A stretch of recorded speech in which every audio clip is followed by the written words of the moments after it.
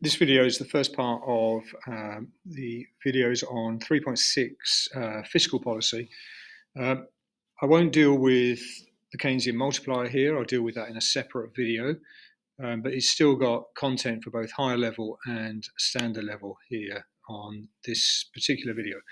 So first of all, fiscal policy refers to any change in government revenue or spending or taxation that is deliberately sort of set in order to influence aggregate demand.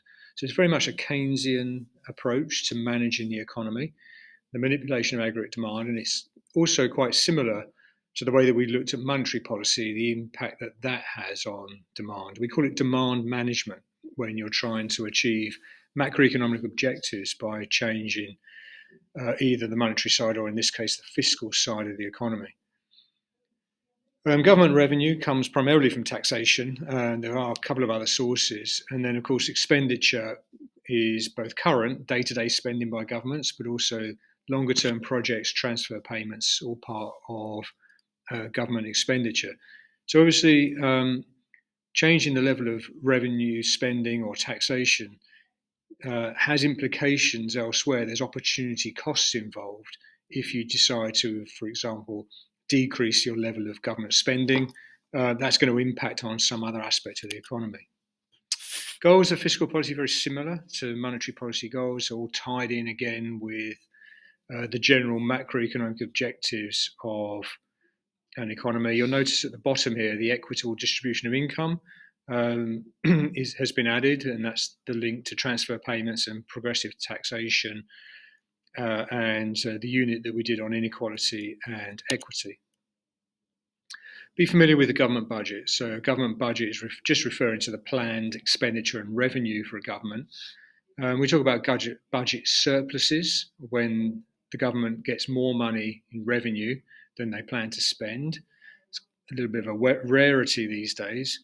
Or a budget deficit is the government spending more money than it receives in revenue. And obviously, if they run a deficit, they need to make up the shortfall in revenue, and they do that through borrowing, and that's then added to the national debt. You can look at various diagrams again, as we did with monetary policy. Look, here would be one where we're showing how an expansionary fiscal policy helps close a deflationary gap. You might notice something familiar with this, essentially the same diagram as you used for expansionary monetary policy, has the same impact, shift in aggregate demand. AD1 to AD2, you could look at it in terms of classical Keynesian models. Construct a diagram to show the potential effects of expansionary fiscal policy, outlining the importance of the shape of the aggregate supply curve. Again, this would be more of an AO3 type answer, a discussion. And you've got here a sort of Keynesian response where you can use fiscal policy to move the economy from AD1 to AD2, increase real GDP, not so much of an impact on inflation. Here's the sort of classical response to that. Essentially, don't do it because the economy is operating at full employment here at P1 and YF. So we're originally here. If you use demand management and push the economy beyond full employment to get to this point here, the consequence of that will be that costs rise and wages in particular. So short-run aggregate supply will shift to SRAS2, and you end up back at full employment, but with a higher level of inflation. So classical economists are not in favour of using demand management for this reason here, as shown by this diagram. And then you can look at contractionary fiscal policy to close an inflationary gap. And again, diagram is exactly the same as you would use if you were looking at a contractionary monetary policy to just try and decrease that inflationary gap there. Now, obviously, the AO3 and the Part B of a Paper 1 essay is going to ask you to evaluate the policy in some way. So using, for example, here's a question, using real-world examples, evaluate the view that fiscal policy is the most effective way of achieving economic growth. Quite a common sort of style of question. You have in there, that phrase, most effective. That gives you a real opportunity to evaluate, because You can then compare and contrast with other policies that they might use. But you'd start off this answer by saying, yes, fiscal policy can be used to achieve economic growth because, and you would show a shift in aggregate demand to the right and pull in an economy out of a recession. You can initially show how it will work, and then you get into the various issues of fiscal policy, which we'll come to in the next slide, and then you might start to evaluate your contrast it with other policies, all the while using as much as you can real-world examples. That's absolutely crucial. So in this discussion, this AO3 discussion, you can use any of these points that are mentioned here, the effectiveness of fiscal policy. Here's the limitations, political pressure, time lags, the sustainability of getting into debt, and then there's crowding out, which is just for higher level. So those would be some of the issues of fiscal policy. And here's the strengths here. Again, there's one at the bottom that's just for higher level, which we'll sort of talk about separately. But you can use any of those as your strengths and in part of your discussion. Now, just for higher level students, there's a couple of things I'll mention at this point. One is this idea of crowding out. The point here being that, if you are going to borrow money as a government to expand the economy,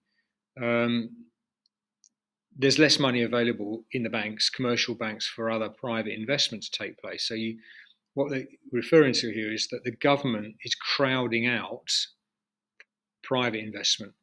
So a firm goes to the bank and asks for a loan. They say, sorry, we haven't got money available for you. The government's been borrowing heavily, or the cost, it's more expensive, interest rates have gone up as a consequence. That private investment may not happen. They might choose to do something else. So it does potentially weaken the impact of fiscal policy. And you can show it in this sort of diagram. Look, we start here at AD1, the level of economic activity. The increase in expansionary fiscal policy might take us to here, to AD2, so a really good expansion of the economy. It's great, and government has increased spending. But the crowding out effect then just dampens things down here, because the private investment that would have happened anyway doesn't happen, and so you've got a reduction in demand as a consequence, and you only end up here at AD3. The overall impact on real GDP isn't as great as you perhaps hoped. That's partial crowding out.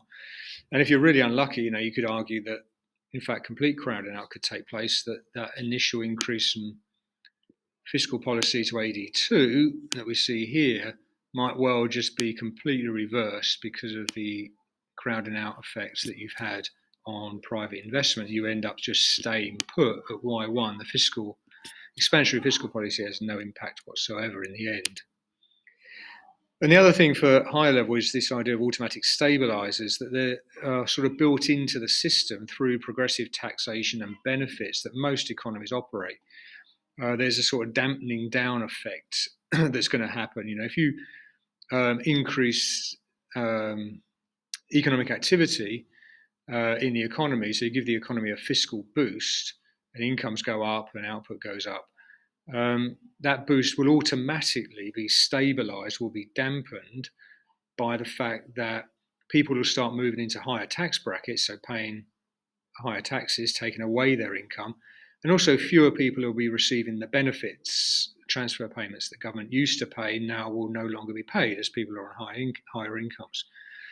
And the reverse can be true as well. If the government's moving in, dampening down the economy, trying to reduce economic activity, then as incomes fall, people will drop out of those higher tax brackets, assuming we don't have sticky wages. And also transfer payments, welfare payments will be increased as more people become unemployed and incomes go down. So boosting the economy a bit. Right? So that dampening of fiscal activity that the government has initiated, or central bank, doesn't quite decrease economic activity as much as they perhaps thought or planned that it would through these automatic stabilizers. Okay.